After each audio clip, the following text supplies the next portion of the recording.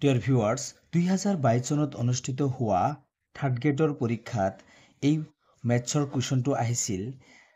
কুৱেশ্যনটো এনেকুৱা ধৰণৰ যদি x ইকুৱেল টু √3 হয় তেন্তে x to the power 4 plus 1 by x to the power 4 ৰ মান কিমান হ'ব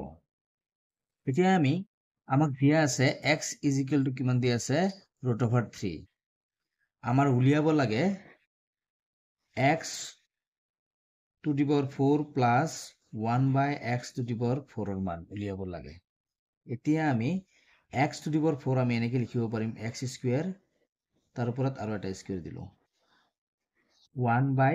x to the power 4 মানে x স্কয়াৰ তাৰ ওপৰত আৰু এটা স্কয়াৰ দি দিলে x to the power 4 হৈ যাব মানে 2 দ্বিগুণ 4 এটো 4 আৰু 2 দ্বিগুণ 4 এটো 4 হ'ব এতিয়া x স্কয়াৰৰ মানটো আমি উলিয়াই লও আগতে x যদি ইফালে যদি স্কয়াৰ দিও ইকুৱেলৰ ইফালে যদি স্কয়াৰ দিও তেনে হলে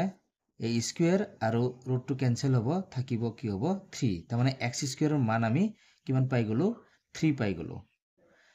এতিয়া x স্কয়াৰ এইখিনি মানটো আমি 3 বহাই দিম ওপৰত স্কয়াৰ আছে প্লাস 1 বাই x স্কয়াৰ এইখিনিৰ মান আমি 3 বহাই দিম এই ওপৰত স্কয়াৰ এটা আছে স্কয়াৰটো মই দি দিলো এনেকৈ তাৰ পিছত কি হ'ব 3 স্কয়াৰ মানে হ'ব 9 প্লাস 1 বাই 3 স্কয়াৰ মানে হ'ব 9 ইজ ইকুৱেল টু 9 প্লাস 1 বাই 9 আমি এনেকেও লিখিব পাৰো গতিকে the correct answer to হ'ব option A